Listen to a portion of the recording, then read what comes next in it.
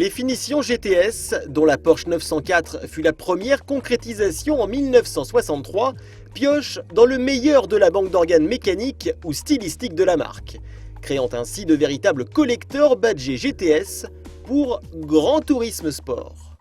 La 911 en profite déjà depuis 2011 et désormais c'est au tour du Cayenne et donc de la Panamera. La Panamera GTS est reconnaissable entre toutes avec des ouïes latérales noires laquées et un aileron arrière à la cinématique très travaillé. Ces éléments proviennent de la turbo, à l'image également du bouclier avant. Ainsi parée et habillée du rouge carmin de notre version d'essai, cette Panamera GTS en survêtement a tout bonnement fière allure.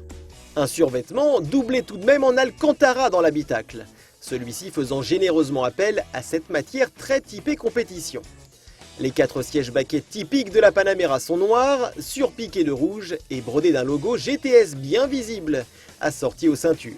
Le volant bien épais en Alcantara lui aussi, et sans aucune autre commande que les palettes de changement de rapport, finit de compléter ce pack sportif.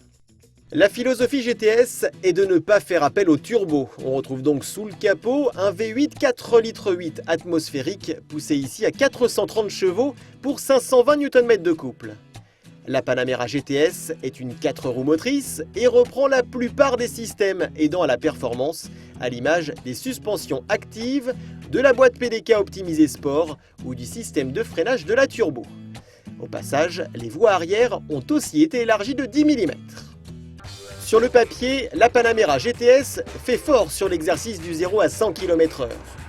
4 secondes 5 lui suffisent, c'est quelques dixièmes de mieux qu'une Audi S7 ou une BMW 650i Grand Coupé, pourtant toutes les deux suralimentées.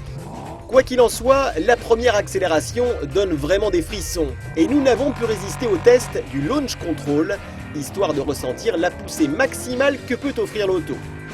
Pied gauche sur le frein, un kickdown sur l'accélérateur et cette grosse Porsche se transforme en 911. Une poussée que l'on retrouve aussi en sortie de courbe avec le mode Sport Plus qui débride complètement cette grande allemande. En pilotage propre, cette Panamera fait preuve d'une excellente stabilité avec son long empattement qui permet d'enfiler les courbes avec efficacité. Mais l'embonpoint naturel de cette catégorie de véhicules reste omniprésent lors des pertes d'adhérence. On sent bien d'ailleurs les systèmes électroniques de la transmission intégrale se donner du mal à tenir la caisse sur la bonne ligne. La Panamera GTS communique beaucoup au volant aussi grâce à un train avant qui croque bien les courbes, là où on s'attendait d'ailleurs à un sous-virage prononcé. Le freinage est lui plus difficile à cerner, tant la pédale de frein n'a pas toujours la même consistance. Quant à la boîte PDK, elle est toujours un délice et vous met le sourire aux lèvres à chaque tombée de rapport. Il faut dire que l'acoustique de la GTS profite d'un astucieux système qui rajoute artificiellement quelques grisantes sonorités. Au final, avec une ambiance un peu moins onctueuse certes, mais plus typée compétition, la Panamera GTS est taillée sur mesure pour le gentleman driver qui veut s'offrir ou d'ailleurs offrir à ses passagers de grandes sensations au quotidien.